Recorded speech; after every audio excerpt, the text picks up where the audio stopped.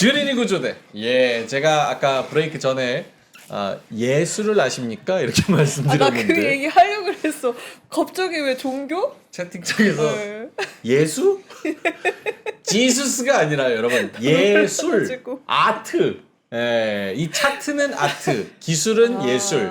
예, 요거를 말씀드린 건데 그래서 전도하는 줄 알았어요. 제가 이제 발음이 조금 안 천국 좋아서 가시라고 막 예술을 아십니까? 예. 요 차트 보는 방법, 차트의 흐름, 이 투자 심리가 응축되어서 모여 있는 것들, 요거 차트를 분석하는 핵심 원칙에 대해서 알아보도록 하겠습니다. 오늘은 오로라 투자자문 이지환 대표님 나와주셨습니다. 어서 오세요. 어서 오세요. 안녕하세요. 반갑습니다. 지난번에 나오셨을 때 되게 인기가 굉장히 좋았고, 아 그래요? 예. 전 내가 내용도 오랜만에 나와가지고 네. 삼포TV 재밌었습니다. 2주 정도 됐나요? 그때 이후로? 아 저는 지금 한 달 좀 넘은 것 같고 지난번에 나왔을 때가 한 2, 3년 만에 나와가지고 진짜 오랜만에 그러셨어요? 나왔었던 거거든요. 지난번에 2, 3년 만에 나오신 거고 오늘 나오신 게 벌써 한 달 됐어요, 한 달 이전에? 넘었죠. 네. 진짜요? 시작 빨리 가죠. 알겠습니다. 오늘 또 아랑 씨가 이 의외로 주린인 척하지만 꾼이거든요. 그래서 차트에도 관심이 많습니다. 관심 많아요. 이 기술적 분석, 네. 이 시장의 흐름.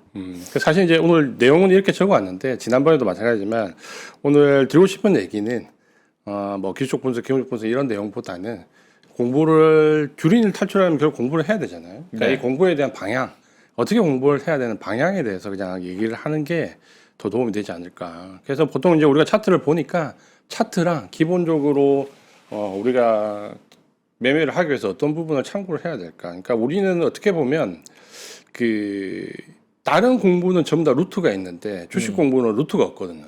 그러니까 우리가 뭐 입시라든지 다른 공무원 공부라든지 그러면 뭐를 봐야 되고 뭐를 봐야 되고 뭐를 해야 되고 이 루트가 있는데 사실 주식은 없다 보니까 오랫동안 공부하신 분이나 뭐 짧게 공부하신 분들이나 사실은 자기의 길을 찾지 못하는 경우가 상당히 많이 있거든요. 그래서 오늘은 조금 공부를 하시는데 요즘은 공부를 워낙 많이 하시니까 그 방향을 조금 자기한테 맞는 방향을 잡고 공부를 하시면 좀 더 빠르게 본인이 가는 방향으로 갈 수 있지 않을까. 그러니까 주린이를 탈출하는데 공부의 방향이 어느 정도 루트가 좀 맞아야 되지 않을까. 네, 그 부분에 대해서 말씀을 드리는 게 좀 좋을 것 같아요. 좋습니다. 제일 억울한 게 나는 공부할 때도 책상에 한 8시간 앉아 있었는데 시험범위 아닌 거 공부했을 때 그럴 때 제일 억울하거든요. 그렇죠. 그러니까 뭘 공부해야 되는지도 사실 중요한 것 같습니다. 그렇죠. 특히 이제 주식 투자는 그러니까 본인이 어떤 투자를 하는지 알고 공부를 해야 되는데 예를 들어서 짧게 투자하시는지 길게 투자하시는지 뭐를 보는지 거기에 따라서 공부의 방향이 완전 달라지잖아요. 근데 우리는 그런 부분은 대부분 생각하지 않고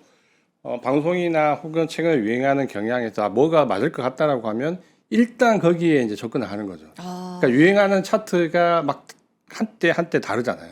어떨 때는 뭐 일목균형표가 유행했다. 어떨 때는 볼린저 밴드가 나왔다. 제가 차트에 대해서 기억나는 것은 스토캐스틱 같은 경우가 예전에 증권회사 객장이 처음 생겼을 때 정말 센세이션을 일으켰거든요. 그래서 그때는 모 변호사님이 거기 관한 책도 쓰면서 뭐 주식 투자하면 전부 다 그냥 차트 얘기만 할 정도로 한 몇 년간 그랬던 적도 기억이 나는데 지금은 이제 우리 개인 투자자들 입장에서 뭔가 어쨌든 외국이나 기관하고 대적을 하려고 하면 뭔가 무기는 있어야 되는데 사실은 그 무기가 우리가 빠른 정보나 이런 부분이 아니기 때문에 객관적으로 볼 수 있는 툴은 사실은 차트가 맞거든요. 그래서 여기에 대한 공부의 방향을 조금 설정을 하고 들어가면 좀 헤매지 않고 갈 수 있지 않을까. 왜냐하면 주식 공부는 저도 경험적으로 그렇지만 10년 공부하신 분이나 1년 공부하신 분이나 수익이 안 나는 건 마찬가지거든요. 그래서 둘 다 안 나요? 그렇게 얘기를 하시네요. 그래서 저도 이제 이건 제 경험입니다. 그러니까 제 경험상 오래 공부한다고 해서 수익이 잘 나지 않거든요. 그래서 이게 보면 항상 그 얘기를 하는 게 과한 것은 믿지 못한 거하고 똑같다는 게 주식시장의 격언이거든요. 그러니까 공부를 안 하나, 공부를 너무 많이 하나, 방향이 틀리면 어차피 수익은 안 난다는 거거든요. 그러니까 그 부분을 한번 생각해 보는 게 좋을 것 같아요. 네. 읽는 사람이 있으면 버는 사람이 있을 텐데 그럼 상대적으로 버는 쪽이 어느 쪽인지 차트를 좀 어떻게 볼 수 있을지 그걸 좀 오늘 주린이들 눈높이에서 잘 설명해 주시기 바라겠습니다. 네. 그래서 보통 이제 우리가 주식을 분석한다면 딱 기본적으로 나오는 거는 기본적 분석, 기술적 분석 두 가지거든요. 항상 교과서적으로 얘기하는 것은 기본적 분석을 통해서 펀더멘탈을 분석해야 된다. 그리고 기술적 분석을 통해서 차트를 분석한다. 이게 이제 가장 기본적인 전통적인 방식으로 나오는 방식인데 잘 안 맞죠 요즘에. 그러니까 제가 볼 땐 주식시장이 바뀌었거든요. 그러다 보니까 지금 현재 나오는 이런 전통적인 방법의 그 분석이 사실은 그렇게 유효하지는 않습니다. 그러니까 하긴 해야 되는데 이게 교과서적으로 나오는 거랑 실제 차이가 많이 난다는 거죠. 그러니까 우리가 책을 보더라도 결국은 책을 보면 어떤 생각이 많이 드냐면 맞는 말이긴 한데 나하고는 좀 거리감이 있다는 생각을 많이 가지거든요. 그러니까 그런 부분들에 대한 참고를 하면 오히려 실제로 최근에 우리가 HTS가 워낙 발달했기 때문에 이걸 잘 활용하는 방법이 결국은 객관적인 주식 투자에 접근하는 방법인데 이게 이제 많이 바뀌었죠. 그리고 이게 전통적인 부분에서 특히 코스피 지수가 이번에 8,000을 찍으면서 뭔가 우리 시장도 많이 바뀌었거든요. 그러니까 전통적인 방법으로 접근하는 방법이 잘 안 맞다라는 거죠. 그러면 현실적으로 주식 공부를 어떻게 해야 될 거냐라고 보면 저는 이 네 가지가 결국은 솔직히 우리가 공부하는 방향의 전부거든요. 그러니까 기본적으로 이게 다 실적이 좋냐 나쁘냐. 그리고 가치가 비싸냐 혹은 가치가 비싸지 않냐를 볼 때 실적이나 PER, PBR 한 요 정도 보면 되거든요. 네. 이 정도 보는 것과 그 다음에 요즘에는 차트 분석하고 똑같이 중요한 게 수급 분석이죠. 그러니까 실제로 누가 사고 파느냐. 그러니까 이게 이제 굉장히 요즘은 더 중요한 부분이 있죠. 그래서 수급 분석도 우리가 전통적으로 예전에는 기관이 사느냐, 기관에서 국민연금이 사느냐, 투신이 사느냐 이게 굉장히 중요했는데 지금은 금융투자가 굉장히 중요해졌죠. ETF 물량 때문에. 그러니까 수급을 보는 방법도 지금은 많이 바뀌었다라는 거고. 그다음에 이제 두 번 그 차트 분석은 기본적으로 해야죠. 기본적으로 차트 분석을 해야 되고 그리고 이제 최근에는 모멘텀이죠.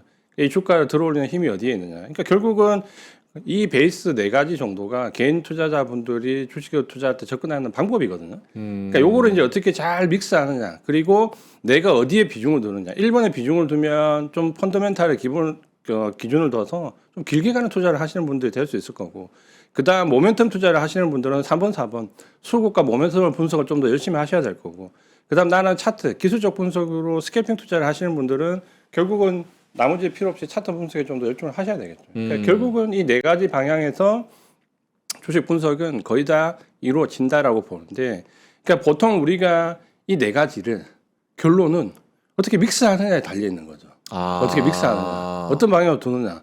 그러니까 여기 치우치지 말고 이걸 믹스하는 방향에 따라서 결과가 많이 달라진다. 그러니까 이렇게 이제 접근을 하시는 게 지금은 현실적으로 가장 맞을 것 같아요. 질문 있어요. 초보자 질문인데 지금 저 네 가지를 띄워주셨잖아요. 1번이 있고 또 2번, 3번, 4번이 묶이나요? 그렇죠? 수급 분석, 모멘텀 분석, 그리고 차트 분석.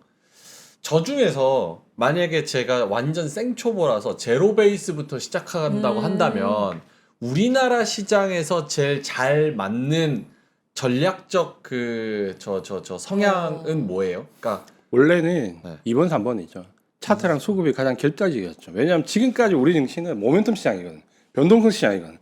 전 세계 유일하게 MACD 신호보다, 그러니까 추세 신호보다는 모멘텀 신호, RSI가 더 수익률이 높은 5손가락에 꼽힌 나라가 우리나라였거든요. 그러니까 시장이 이렇잖아요, 우리는 항상. 그러니까 여기에 맞는 투자를 하려면 차트랑 수급이거든요. 여기에 이제 모멘텀이 붙는데 이게 이제 시장이 좀 바뀌었죠. 그러니까 이게 전문가들도 좀 인식하지 못하는 부분이 전통적인 수급 그 분석 방식에서 이제 바뀌었다라는 것은 지금은 일본이 이제 중요합니다. 그러니까 뭐냐면 우리가 지금 주구장창 반도체가 올라가잖아요. 그 이유는 1번이죠. 실적 때문이죠. 그러니까 지금은 어느 정도 우리도 실적을 베이스로 근간으로 해서 가는 투자가 이제 롱텀하게 좀 나오는 거죠. 그러니까 1번을 기본적으로 인식을 좀 해야 되고 여기에 4번 모멘텀을 잘 분석해야 됩니다. 그러니까 주도 섹터와 비주도 섹터 간의 모멘텀 차이가 분명히 나거든요. 그러니까 1번, 4번이 이제 중요시해졌고 2번 같은 경우가 이제 차트 분석이 우리 개인 투자자분들이 가장 많이 몰리는데 저기에다 이제 환상을 이제 깨야 되는 거죠. 깨야 돼요? 그렇죠. 그러니까 차트가 만능이 아니다라는 거죠. 열심히 차트를 공부해도 그렇게 승률이 올라가진 않습니다. 대신에 차트를 보는 이유가 분명히 있는 거죠. 그러니까 그런 부분들을 조금 생각을 하셔야 되는데 그래서 실적 분석은 사실 우리가 HTS 하면 실적 다 나오잖아요. 그렇죠. 영업이익 나오고 매출이익 나오고 그러면 한 3년 정도 올라간지 내려간지 정도만 확인하면 돼요. 실적 좋은지 나쁜지. 그거는 HTS는 우리는 다 확인할 수 있잖아요. 그리고 이제 PR이 좀 높냐 낮냐는 업종 평균으로 업종 내에서 얘가 지금 높은지 낮은지 그러면 좀 비싸다 싸다를 구분할 수 있는 거죠. 그리고 저평가 가진 종목을 가지고 대응할 때는 PBR 분석을 해야 되는 거고, PBR 등락고. 그 나머지 이제 영업이익률 같은 걸 보는 건데 결국은 실적이나 PR, PBR, 영업이익률 요 정도 보면 대부분 개인들이 거래하는 종목은 어느 정도 한 2, 3분이면 파악이 가능합니다. HTS 상에서. 그러니까 짧게 요런 정도만 확인을 하셔도 가능하다는 거죠. 근데 여기서 팁이 뭐냐면 보통 우리가 항상 주식 투자에서 격언은 숲을 보고 나무를 보라고 하거든요. 근데 개인이 숲을 보기 어려워요. 나무를 좀 더 자세히 보는 게 빠르거든요. 그러면 사실은 우리 개인 투자자분들이 잘하는 건 차트거든요. 차트를 정말 열심히 분석하시거든요. 전 세계에서 차트를 보고 주식 투자를 하는 나라는 우리나라밖에 없습니다. 진짜요? 거의 없어요. 그러니까 우리처럼 절대적인 영향을 평가하는 데는 거의 없어요. 그러니까 원래 HTS가 우리나라에서도 발달했지만 외국은 사실 캔틀 차트 쓰지도 않았잖아요. 바 차트 썼잖아요 예전에. 그러니까 저도 예전에 처음에 구매 때 바 차트 썼거든요. 그건 뭐 별거 나오는 게 없어요. 그냥 선호나 아니면 선 차트 아니면 바 차트 써서 우리나라처럼 이렇게 자세하게 나오잖아요. 그러니까 거기는 그냥 국면을 파악하는 데 쓰는 거지 차트 자체로 매매를 하진 않거든요. 이게 그러면 그 숲이랑 나무랑 비교해서 개인이 숲을 보기는 어렵다라는 게 구체적으로 어떤 의미인지 궁금해하시는 것 같은데. 좋은 종목을 보통 우리가 이렇게 얘기하잖아요. 좋은 종목을 찾아야 된다. 그러니까 차트가 중요한 게 아니다. 좋은 종목을 찾아야 된다. 좋은 종목을 찾기 어렵다는 거죠.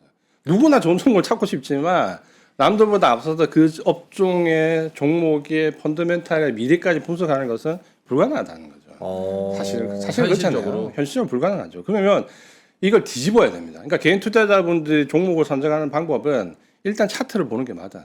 차트를 봐서 내가 마음에 드는 차트를 찾는 거죠. 먼저 찾는 거죠.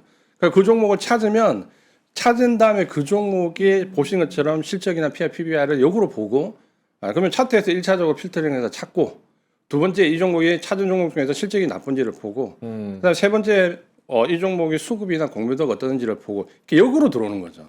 그러면 현실적으로 원하시는 거래 종목을 찾을 수가 있어요. 근데 보통은 거꾸로 들어가야 된다고 생각하는데 현실적인 부분은 사실은 차트를 보고 빨리 찾아내고 거기에 실적이 좋은지 수급이 좋은지를 역으로 분석하는 게 개인 투자자분들한테는 좀 현실적인 접근이 되는 거죠. 그래서 이걸 뒤집어 줄 필요가 있다. 오케이. 그렇게 좋은 것 좀 보시는 게 좋을 것 네. 같고요. 그다음에 이제 차트를 사실은 제가 이제 그 기술적 분석을 정말 오랫동안 강의를 했거든요. 증권사에서도 10년 이상 강의를 했고 지금도 하고 있고 차트를 아마 대부분 저를 아시는 분들은 기술적 분석 강의 때문에 많이 아시는데 그러니까 제가 차트에 대해서 절대 맹신하지 말라는 말씀을 계속 드리거든요. 왜냐하면 강의를 하시더라도. 네. 그러니까 사실은 이제 강의를 하지만 우리는 차트에서 모든 답을 찾으려고 하거든요. 사실 차트에는 답은 없어요. 왜냐하면 대부분 아무리 열심히 하셔도 정말 1, 2%의 승률 차이거든요. 근데 결국 차트를 공부하는 방향이 맞냐 맞지 않냐 여기에 이제 결정이 되는 거죠. 그러니까 나한테 맞는 방법을 찾아야 되는데 나는 스캘핑을 하는 사람이 정말 초세 매매하는 차트를 아무리 연구를 해봐야 답은 안 나오거든요. 그러니까 나한테 맞는 방향 스캘핑이면 스캘핑, 단기 스윙이면 단기 스윙, 중기 스윙이면 중기 스윙, 혹은 장기면 장기. 그러니까 본인이 하는 매매 스타일에 맞는 차트 방법을 찾아야 되는 거죠. 그러니까 오늘 말씀드리고 싶은 것 중에 하나도 차트 공부를 안 할 수가 없고 우리가 가진 개인 투자자분들의 가장 큰 무기가 차트인데 결국 이걸 공부하는 방향이 대부분은 책이나 언론을 통해서 뭔가 좋은 방법이 보이면 그거를 접목을 시켜 보는 거죠. 그러면 내가 하는 매매 스타일과는 관계없이 안 맞게 되는 거죠. 네. 그래서 항상 차트 공부는 열심히 여기를 팠는데 아니라서 또 나와서 또 여기를 파고 아니라서 또 나와서 또 이걸 파고 계속 반복하면 그래서 앞서 말씀드린 것처럼 10년을 공부해도 사실 1년 공부하신 분들하고 별 차이 안 납니다. 이거를 제가 많이 느꼈고. 주린이 질문 하나 있는 것 같은데. 저 아까부터 계속 손들고 싶었는데 네. 주린이는 이렇게 배웠습니다. 주식은 심리다. 그러면 정말 주관적인 사람들의 하나하나 다 모여가지고 정말 미인 대회 1등 뽑듯이 그 각자가 생각하는 것들이 다 모여가지고 그 주식의 방향을 결정하는 거다라고 하잖아요. 근데 지금 차트라는 건요 굉장히 분석적인 게 들어가야 되고 논리적인 게 들어가야 되는데 사람 마음, 심리 자체를 분석한다는 게 저는 사실 이해가 안 되거든요. 그래서 이제 공부를 해야 되는 거죠. 자, 그러니까 어떤 방향으로 주린이들이 봐야 하는,지 그거를 좀 정확히 알고 싶어요. 그러니까 차트는 모든 심리의 결과가 나온 거예요. 심리가 없는 게 아니라. 그러니까 우리가 그러니까 주로 우리나라에서 많이 공부하시는 책들은 뭐 어떻게 이렇게 하면 돈을 번다는 책이지만 실제로 기초 분석에 유효한 책들은 거의 고전적인 책들이 가장 유효해요. 그리고 거기에 방금 말씀하신 심리와 관련된 책들이 굉장히 많이 있죠. 그러니까 어떤 책이냐면 우리가 이중고점 뭐 쌍봉, 쌍바닥이라는 이중바닥 이렇게 차트 모양이 나오잖아요. 네. 그러면 여기 이중고점에서 파는 사람들의 심리, 사는 사람들의 심리, 홀대하는 심리 다 나와요. 그 분석이. 사람들의 심리를 분석한 건가요? 그러니까 차트는 그런 모든 심리가 반영된 결과가 나오는 거죠. 음. 그러니까 우리는 개인 투자자분들은 왜 차트를 공부할 수밖에 없냐라고 하면 모든 기업에 대한 과정을 알 수가 없어요. 어쨌든 이게 좋든 안 좋든 뭐든 하든 결과는 차트로 나오는 거죠. 그래서 차트를 공부하는 거고, 그럼 앞에 나오는 펀더멘탈이나 모든 심리적인 모르는 모든 모멘텀 부분은 우리가 모른다는 가정하에 오로지 차트의 결과를 가지고 객관적으로 분석하는 거예요. 그러니까 차트를 공부하는 것은 객관적인 매매나 상황을 파악하기 위한 거죠. 이게 답이 있는 게 아니라. 그러니까 지금 내가 매수를 할 수 있는 구간인가? 혹은 매도를 할 수 있는 구간인가? 아니면 매매를 좀 참아야 되는 구간인가? 이걸 파악하는 게 차트의 1번이죠. 매매를 하는 게 아니라. 어떻게 보면 그 통계적인 건가요? 통계도 들어가 있다고 할 수 있죠. 이전에 있었던 경험에 의한 통계로 분석을 해서 결과. 그러니까 차트는 모든 게 녹아 있는 거예요. 그러니까 우리가 차트 공부, 그러니까 주식 공부를 하면서 가장 많이 듣는 말이 뭐냐면 기법이나 어떤 자금보다 신법, 멘탈이 중요하다. 이런 얘기를 굉장히 많이 듣잖아요. 멘탈은 주식 투자에서 멘탈은 사실은 다른 분야하고 달라요. 그러니까 주식 투자에서 우리가 심리라고 얘기하는 이 부분은 사실 내일부터 열심히 잘해야지 한다고 잘 되지 않아요. 이게 또 연습이거든요. 그러니까 차트를 바탕으로 해서 뭔가 매뉴얼화된 부분에 내가 무기를 갖고 있을 때 그 멘탈이 잘 서는 거죠. 그게 1번이고 두 번째는 자금 관리를 잘했을 때 심리가 안정이 되는 거죠. 그러니까 내가 뭔가 의지력을 가지고 내일부터 열심히 잘해야지 내일은 실수 안 해야지 한다고 해서 실수를 안 하는 게 아니죠. 결국은 매뉴얼화된 방법이나 자금을 잘 관리했을 때 심리가 유지가 되는 거죠. 일단은 스캘핑이 뭐예요? 스캘핑은 아주 짧게 치고 빠지는 거. 단타. 거의 초단타. 우리 초단타. 초단타죠. 치고 빠지는 매매고 거의 우리 개인 투자자분들이 가장 좋아하는 순식간에 매매하고 방송에 너무 뭐가 알고 좋다라고 싶다. 뜨면 바로 사서 바로 파는 네, 이제 빨리 그런 배우고 부분이죠. 싶어요. 알려주세요. 스캘핑은 초단타 매매죠. 그러니까 네. 이거는 만약에 차트에서 방향을 찾으려고 하면 굉장히 짧은 모멘텀 지표를 써야 되겠죠. 그러니까 이렇게 방향을 정하는 거야. 나는 스캘핑을 한다 그러면 모멘텀 지표를 찾아야 돼요.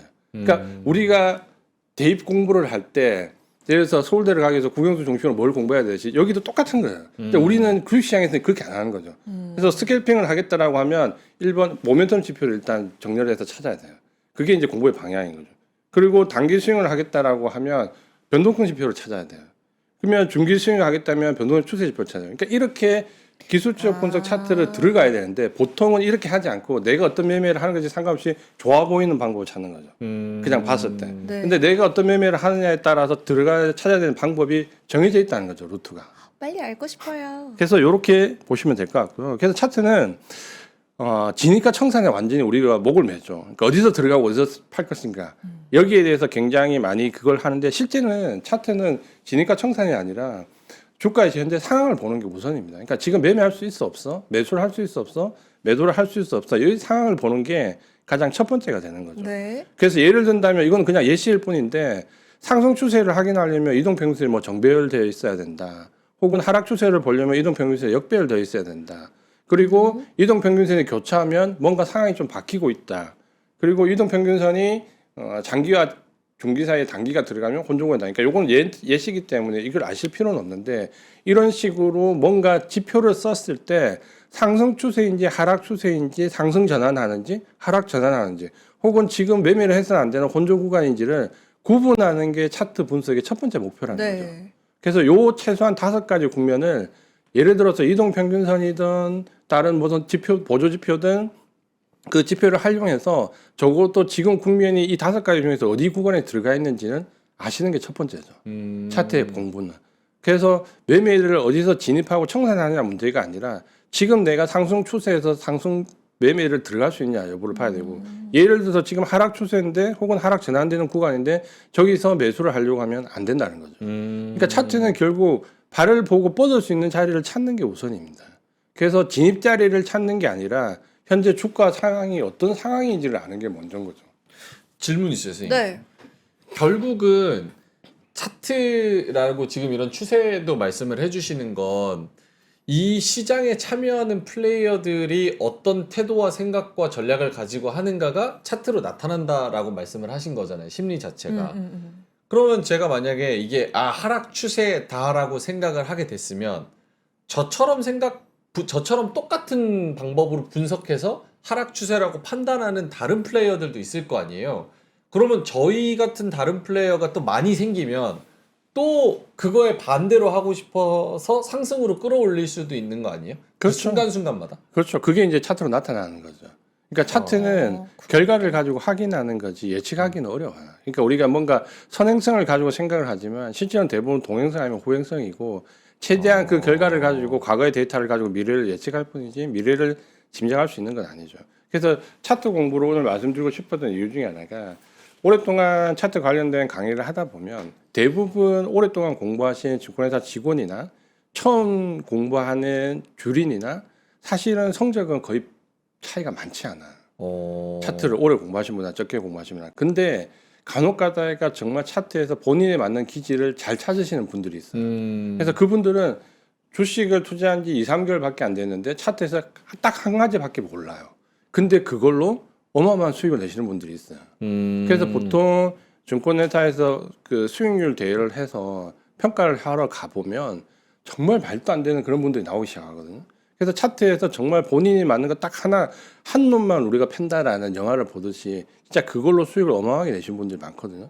근데 결국은 우리 개인 투자자분들이 가는 게 주식 투자라는 게 올바른 방법이나 남들이 좋아 보이는 방법을 찾는 게 아니고 나한테 맞는 방법을 빨리 찾아야 되거든요. 내가 주식을 보유하는데 예를 들어서 나는 주식을 하루만 보유해도 가슴이 콩닥콩닥 뛰어서 정말 가슴이 터질 것 같아. 그럼 그분은 스캘핑을 해야 돼요. 주식을 보유할 수 없거든요. 그래서 짧게 스캘핑을 해야 되고 그다음 매일매일 사고 파는데 스트레스를 너무 많이 느끼시는 분들은 그분은 그냥 장기 투자를 하셔야 돼요. 보유를 하셔야 되거든요. 그러니까 본인이 어떤 그런 기질적인 부분이 어딘가를 먼저 찾아야 거기에 맞는 방법을 찾을 수 있다라는 거죠. 차트는 거기에 대해서 만약에 본인에 대한 기질적인 부분을 이해를 하고 있다면 아주 좋은 툴이 되는 거죠. 정말 한두 달밖에 안 배운 분들이 어마어마한 수익을 낼 수 있듯이 차트는 그런 부분으로 쓰시면은 굉장히 좋을 수 있다라는 거죠. 근데 이제 대부분은 차트는 진입과 청산을 결정짓는 만능이라고 생각을 하는 거죠. 그러다 보면 아무리 열심히 10년을 공부해도 결과는 거의 동일합니다. 왜냐하면 수익률은 바뀌지 않거든요. 결국은 우리가 자기 상한에 맞는 투자를 맞게 찾았을 때 손익비가 나오는 거지. 주식에서 수익이 나는 방법은 손익비가 좋거나, 그러니까 손실이 적게 나고 수익이 많이 나거나, 아니면 정말 승률이 높아야 되는데 네. 승률을 높이기는 정말 어렵습니다. 그거는 타고난 정말로 동물적 감각을 타고나신 분이 아니면 승률을 높이기 어렵거든요. 그런 분들이 있어요. 그 센스가 딱. 제가 네. 그래도 주식 투자한 지 30년이 넘었는데 그런 매매로 성공하신 분은 한 분 봤습니다. 한 분? 그분은 특징이 뭐예요? 정말 쉽지 않군요. 그러니까 이게 스캘핑하면 돈을 벌 것 같잖아요. 그러니까 순간적으로 보시는 분은 많이 봤죠. 한때 뭐 1, 2년 뭐 어마어마하게 보신 분은 많이 봤지만 10년 이상 쭉 결과를 놓고 정말 이 정도면 개인이 성공하신 분이라고 생각하시는 분은 제 기억에는 한 분 계신데 그분은 거기 선생님인데 진짜 몇백을 버셨어요. 스캘핑으로만. 정말 스캘핑. 근데 우와. 40대에 은퇴를 하셨죠. 대박. 왜냐하면 스캘핑은 정말 몸이 남아나질 않아요. 왜요? 왜냐하면 스캘핑은 우리가 단순하게 생각할 때 그냥 치고 빠진다 이렇게만 생각하잖아요. 네. 근데 그 치고 빠지기 위한 사전 작업이 있어요. 그러니까 남들보다 먼저 들어가고 먼저 나와야 되잖아요. 남들보다 먼저 들어가기 위한 사전 작업이 분명히 있는 거죠. 노력이 있는 거죠. 사전 작업이라고 하면 공부를 말씀하시는 거 아니면 그렇죠. 공부도 있고 어떤 모멘텀에 대한 분석도 있고 예를 들어서 지금 어느 시점에 뭐가 뜰 거니까 나는 거기에 미리 들어가 있는 그런 부분들이 다 있기 때문에 결국은 그런 매매를 옆에서 봤지만 하고 싶지는 않죠. 저렇게까지 힘들게 하고 싶지는 않다. 그러니까 그분도 결국은 40대 중반에 몸이 안 좋아가지고 은퇴를 하셨거든요. 그분 빼고는 저는 솔직히 스캘핑에서 성공하신 분 아직까지는 못 봤습니다.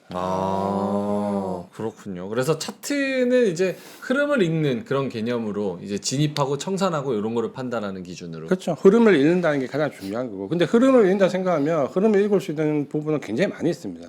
단순하게 보면 앞서 말씀드린 것처럼 이동평균선만 놓고 봐도 이게 상승인지 하락인지 아니면 이게 지금 매매하면 안 되는 구간인지 정도는 쉽게 알 수 있거든요. 그러면 매매를 할 수 있는 구간에서 매매를 종목을 만들면 좀 더 확률이 높아지는 거죠. 그러니까 결국 차트를 공부하는 것은 정말 미묘한 그 1%의 확률을 높이는 방법이거든요. 그럼 예를 들어서 내가 MACD 신호를 쓴다라고 하면 MACD 신호를 예를 들어서 이동평균선의 정배열일 때 쓴다.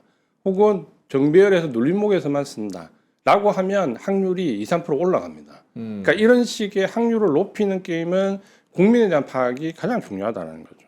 그래서 진입과 청산보다는 국민이 중요하고 그다음 마지막에 진입과 청산은 심플하게 하면 됩니다. 그냥 이거는 객관적으로 누구나 다 알고 있는 사실에서 그냥 계량할 수 있는 방법으로 쓰면 되는 거죠. 근데 이게 결국은 기계적 신호로 들어가는데 우리가 착각하는 것 중에 하나가 저점에서 사서 고점에 팔 수 있다는 환상을 가지고 있는 거예요. 사실 그거는 굉장히 어렵거든요. 저점은 가지고 있는 사람이 지나가는 영역이지 거기서 사기는 어려워요. 그러니까 모든 신호는 고행성이기 때문에 저점이 지났을 때 신호가 나오고 고점이 꺾였을 때 나오는 거죠.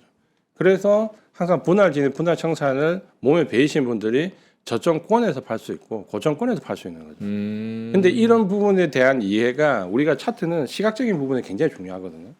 왜냐하면 눈으로 보고 눈에 대한 시각적 반응을 가지고 멘탈이 마음이 결정이 되기 때문에 시각적인 부분이 굉장히 중요한데 우리가 그래서 가장 많이 하는 오류 중에 하나가 차트를 이렇게 딱 켜면 위쪽에 있으면 고점 같고요. 아래쪽에 있으면 저점 같아요. 그렇죠. 그러니까 이게 가장 우리가 한 착각 중에 가장 큰 착각이거든요. 그 착시 현상이다. 착시 현상이죠. 그래서 하이닉스 같은 경우를 보면 계속 올라가는데 고점처럼 보이는 거예요. 그러니까 내려가는 종목은 계속 내려가는데 저점처럼 보이거든요.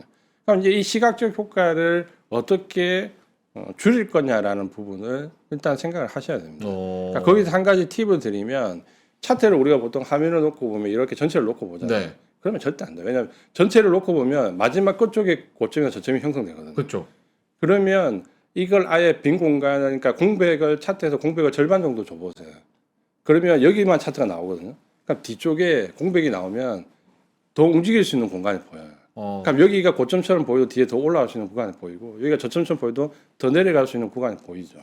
그러면 일단 시각적인 오류에서 일단 첫 번째 벗어날 수 있어요. 그래서 그 커뮤니티 가보면 거기다 그림 그리잖아. 공백 남겨놓고 호르무즈 그리고 요즘 만화도 그리시더라고. 고양이 그리고 기영이 머리 그리고 그러잖아요. 근데 공간에 좀 여백을 반 정도 주면 좋다. 공간 예배를 좀 주고 보자. 이렇게 보고 이 차트가 결국은 어떤 지표가 없다라는 부분에서 보면 첫 번째는 이제 저거죠. 마법 지표는 없다라는 거죠. 그러니까 아까 제가 잠시 한 정말 우리가 기축 분석 차트를 안 볼 때 처음에 스토캐틱을 모 증권사에서 단말기를 객장에 갖다 놨었어요.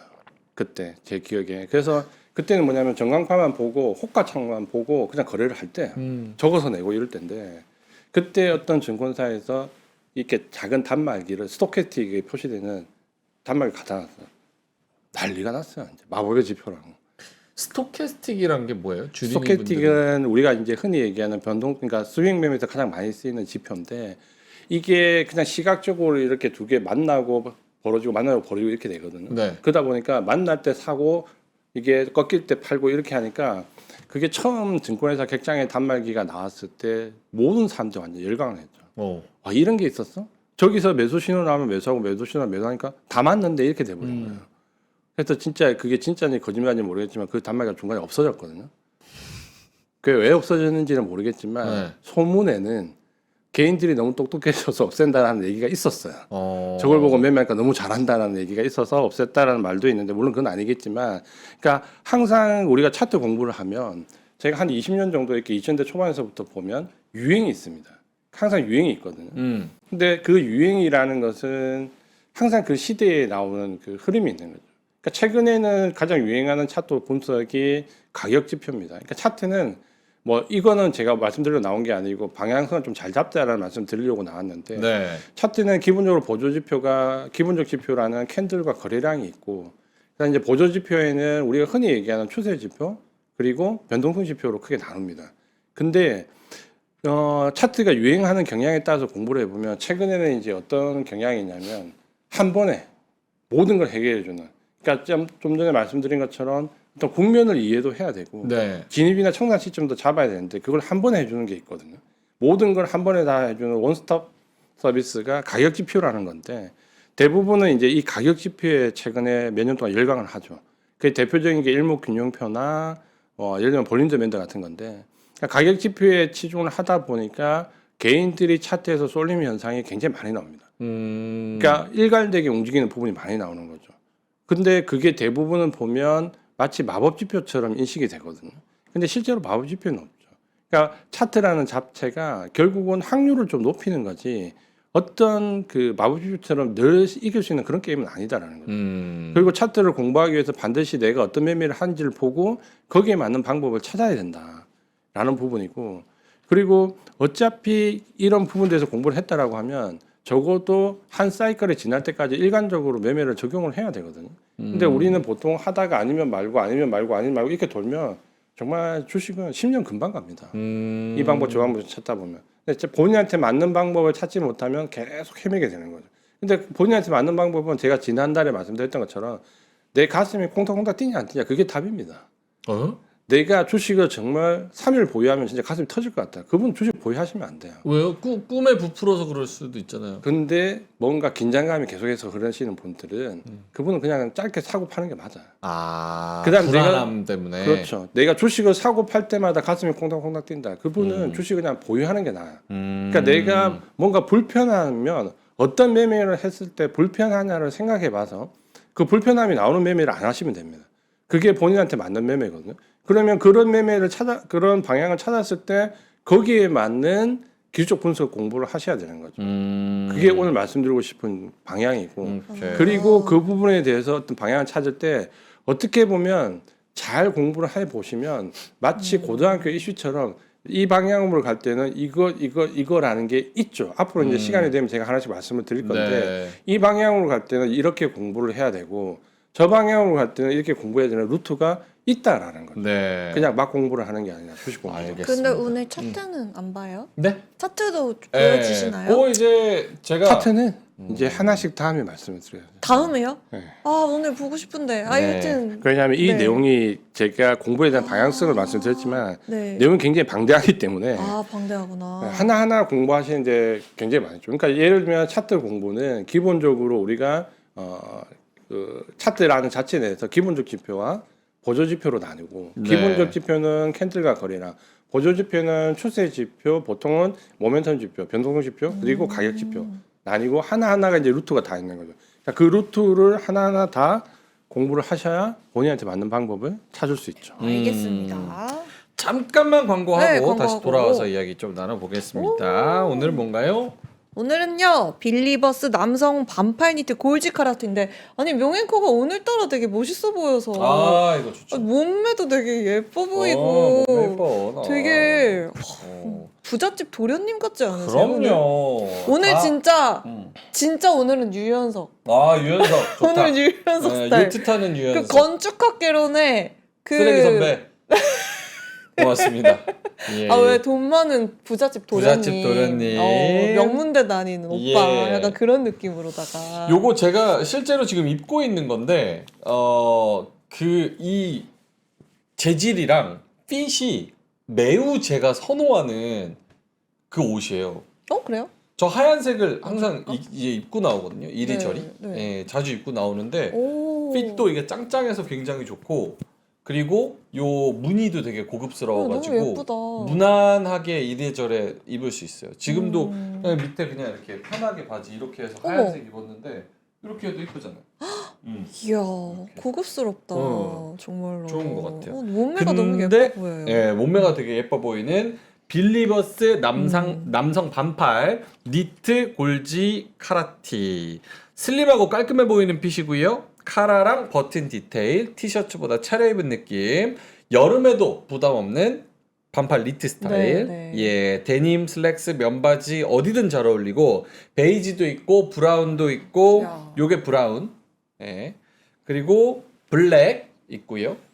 그리고 아이보리. 아, 요게 아이보리인가 보다. 브라운이 요거보다 진한 색인가? 저기 화면이랑 모르겠네.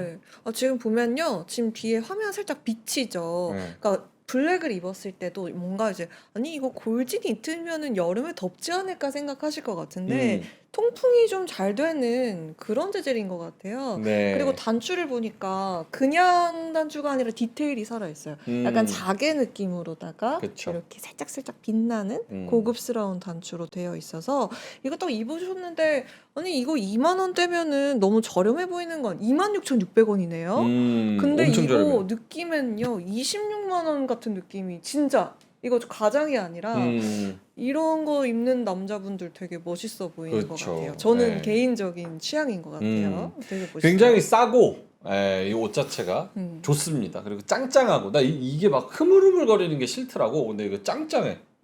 그래서 오래 입을 수 있을 것 같고. 실제로 이 가격이면 구매 의사 있으세요? 네. 오. 주 사서 입는 거예요. 정말이에요? 네. 오. 너무 26,000원. 잘 어울려요. 이 색깔이 너무 잘 어울려요. 아니 그냥 한 9만 원, 10만 원 해도 아니, 진짜로. 사겠어. 진짜로. 진짜로. 그만큼 짱짱하고 좋아요. 예. 예뻐요. 예, 고맙습니다. 고정 댓글에 링크 있고요. 예, 아까 제가 뭐 일어났더니 그 꼭티 말씀을 하시는데 여기가 나 봤어. 에어컨이 세서 그래요. 그러니까 제 신체적인 상태 때문에 그런 거지 이게 얇거나 그래서 그런 게 아닙니다. 그리고 만약에 그런 게 이제 걱정되시면 까만색은 전혀 그럴 걱정 안 하셔도 되니까 여기 에어컨이 방송 장비 때문에 엄청 세게 나오거든요. 그래서 그런 거지. 그래서 그런 옷 때문에 그런 게 아닙니다. 이 까만색으로 한번 사보시면 그런 걱정 안 하셔도 될 것 같다는 네. 그런 말씀을 드리겠습니다. 비치는 게 절대 아니라 예. 이 소재 자체는 도톰한데 통풍은 잘 되는 그런 예. 느낌입니다. 거봐, 저 남자는 더운 데서 찍었나 보네. 저 모델 남자는 없잖아, 맞잖아, 저 남자. 에? 추워서. 예. 맞아요. 예. 눈 마주쳤다고. 예. 고맙습니다. 예. 고맙습니다. 예. 아유 웃겨. 자, 그래서 네. 빌리버스 남성 반팔 니트 골지 카라티 고정 댓글에 링크 달아드리고요. 링크 타고 들어가셔서 캐주얼하게도 좋고 네. 뭐 일 갈 때도 좋고 뭐 다 잘 어울릴 것 같아요. 놀러 갈 때도 좋으니까 한번 어떤 26,000원에 바지에도. 예, 싸게 한번 구매해 보시면 좋을 것 같습니다. 네. 자, 그러면 다시 대표님한테 돌아가서 그 약간 뭐 말씀은 해주셨는데 한 가지만 좀 예를 들어주시면 안 돼요? 약간 맞아. 대표님이 그래서 선호하시는 예쁜 차트라고 할 수 있는 교과서적인 차트. 그래서 지금 아마 제일 관심 많으신 게 아마 반도체일 거고 SK 하이닉스 거고 삼성전자일 건데 SK 하이닉스 최근에 조정을 보는 그러면 뷰를 분석을 하면 어떻게 나오냐라고 보면 예를 들어서 우리 개인 투자분들이 분석할 때는 이런 부분을 이제 참고하실 필요가 있는 거죠. 예를 들어서 하이닉스가 지금 조정을 받고 있다라고 하면 기본적으로 기초 분석상에서 뭔가 이상 징후가 있냐 여부를 일단 봐야 되는 거고 만약에 이상 징후가 있다라고 하면 비중을 줄이거나 청산을 해야 되겠죠. 근데 만약에 그런 부분이 아니다라고 하면 유지를 하는데 마지막으로 이제 말씀드리려고 했던 부분이 이제 모멘텀입니다. 그러면 앞서 말할 때 실적 기본적으로 분석을 한다, 차트를 분석한다. 아무리 이제 수급 분석이나 모멘텀 분석이 이제는 중요하다라고 말씀을 드렸는데 이전과 마찬가지로 그러면 모멘텀 분석을 어떻게 할 거냐 여부는 그러니까 이게 지금 일반 우리가 투자자랑 사실은 기관 투자자랑 가장 큰 차이점이 나는 거죠. 그래서 만약에 하이닉스 지금 왜 이렇게 SK 하이닉스나 삼성전자가 지난주 후반부터 조정을 받느냐라고 물으신다면 어떻게 보면 이거는 수급을 잘 분석해 보면 조정은 상당히 눈에 보이는 부분이 많았거든요. 그러니까 삼성전자, SK 하이닉스, 반도체, 미국의 마이크론 테크놀로지도 역시 마찬가지인데 5월 달에 들어와서 SK 하이닉스가 그러니까 10% 이상 상승한 날이 3일이 나왔습니다. 그러니까 10%, 15%, 뭐 14%에서 그러니까 3일이 10% 이상 상승을 했다라고 하면 그것만 해도 3일 상승만 해도 거의 5, 60% 이상의 상승이 나오거든요. 근데 마이크론 테크놀로지도 그랬고 대부분 반도체 종목들이 그랬죠. 그러면 이게 어떤 부분에 의해서 됐냐라고 하면 지난주 목요일, 금요일이 우리는 목요일이 옵션 만기일이었고 미국은 금요일이 옵션 만기일이었죠. 그러면 지난주에 옵션 만기일에 연관되어 있는 콜옵션과 연관되어 있는 오버슈팅 물량들이 반도체는 상승이 많았다라는 게 보이거든요. 그러니까 실제로 올라갈 수 있는 가격보다 좀 더 뻥튀겼다라는 부분이 단기적으로 나왔다라는 거죠. 그러면 지난주 옵션 만기가 지나면 조정은 불가피하다라는 게 사실은 메모리 반도체에 보이는 거죠. 그러면 그 반도체가 보일 때 여기에 모멘텀에 대한 분석이 들어간다라고 하면 여기에 만약에 미국 증시가 지난주에 나왔던 CPI나 PPI 지표가 굉장히 높게 나왔죠. 그러면 인플레이션 우려감이 굉장히 커졌다는 부분이 지난주에 가장 큰 특징이거든요. 우리가 예상했던 CPI나 PPI 지표보다 높았다라고 하면 그러면 결국은 그 부분이 오버슈팅된 수급과 모멘텀이 조정을 맞물리면서 이번 주는 메모리 반도체가 좀 꽤 크게 떨어질 수 있다라는 부분을 예상을 할 수 있는 거죠.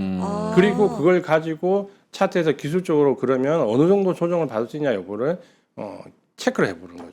그러니까 이렇게 분석이 들어가야 되는데 아직까지 아마 이렇게 분석하시기는 쉽지가 않으시죠. 질문 있습니다. 그러면 지금까지 동향을 파악해 주셨는데 지금까지 나온 이 차트로 전망도 하실 수 있다면은 좀 하죠. 알려주세요. 그러니까 전망을 어느 정도 하고 차트를 보는 거죠. 그러면 그러니까 조정이 지금 방향이 조정이 진행되고 있으니까 예를 들어 기술적 분석에서 궁금하시다라면 차트를 어떻게 맞추냐면 이제 역으로 코스피 차트를 놔두는 거죠. 코스피 차트를 놔두고 만약에 수급상에서 메모리 반도체가 옵션 만기 때문에 오버슈팅된 부분으로 조정을 받는다라고 하면 조정은 이번 주 초반에 끝날 수 있습니다. 이번 주 초반이면은 오늘 내일 모레 정도까지 내일 해서 어느 모레까지요? 정도 이번 주 안에 끝날 수 있는 거죠. 오. 근데 만약에 여기에 지난주에 나왔던 인플레이션과 관련된 부분이 맞물리면 코스피는 기술적 분석으로 계산을 해보면 추가적으로 한 8% 정도 추가 조정을 받을 가능성도 있습니다. 그러니까 이 펀더멘털이랑 부딪히면. 그러면 우리가 개인 투자자라면 이번 주 초반 안으로 조정이 끝나는 경우와 8% 추가 조정을 받을 때 전후 정도 추가 조정을 받을 때 나는 어떻게 대응할 것이냐 여부를 생각을 해야 되는 거죠. 그러니까 차트에 그거를 표시를 해놓고 여기까지 조정을 받을 거 가정, 그다음에 여기까지 받을 가정을 해보는 거죠.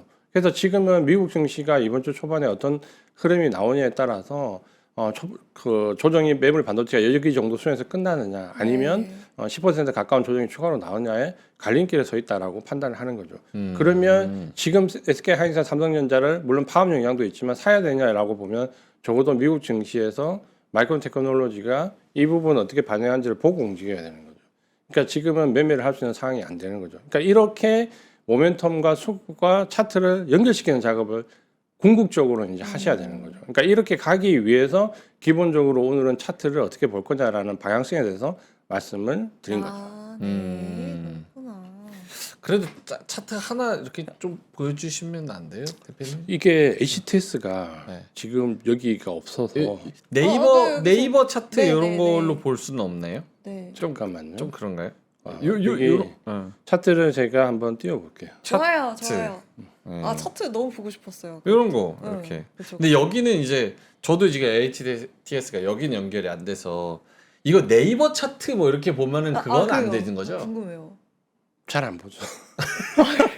나 네이버 왜냐면 차트 보는데. 그 본인이 선호하는 지표나 이런 게 세팅이 좀 돼 있었을 때 그걸 봤을 때 그 국면을 딱 봤을 때 되고 그리고 오늘 차트 공부를 말씀드린 게 네. 차트 공부를 본인이 딱 했던 그 하면 한 종목 분석하는데 몇 분이 안 걸려요. 매뉴얼화 돼 있으면 그러면 딱 키고 그 화면을 딱 띄웠을 때 이거는 매매가 되겠구나 안 되겠구나 정도를 파악을 할 수 있거든요. 체크만 딱 하면 되니까 세팅이 돼 있으면. 그렇죠. 이제 그렇게 보는 게 가장 좀 유효할 것 같고.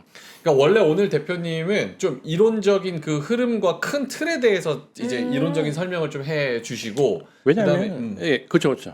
그게 이제 말씀을 좀 드리고 싶었던 게 방향을 좀 잡고 공부를 하셔라. 네. 우리가 차트 공부를 하고 기술적 분석 공부를 하실 때 대부분 주식 공부는 그 룰이 없이 공부를 하시거든요. 근데 그렇지 않다. 룰이 있다. 내가 어떤 매매를 할 거냐에 따라서 분명히 정해져 있는 룰이 있고 그 룰에 따라서 매매를 공부를 하셔야 효율적으로 공부를 하실 수 있다. 이렇게 보시면 되는 거죠. 네. 차트를 제가 지금 하나 띄웠는데 제일 지금 관심 가는 차트가 아마 SK 하이닉스일 것 같고요. 맞아요. 하이닉스 좋아요.